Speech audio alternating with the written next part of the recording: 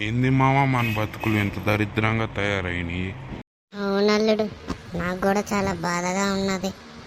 ఎందుకు మామ? ఇంట్లో వాళ్ళు నీతో పోలుస్తున్నారు. ఆ? అంటే మన బతుకులు ఎట్టా ఉన్నాయని బాధలే, నాతో పోల్చుతున్నారా అని బాధ. చంపేస్తాను నిన్ను. సారీ అల్లుడు. సరేలే, మన బతుకులు మారేదానికి ఏదైనా ఐడియా ఉంటే చెప్పు. ఆ, మచ్చా బిజినెస్ స్టార్ట్ చేద్దాం.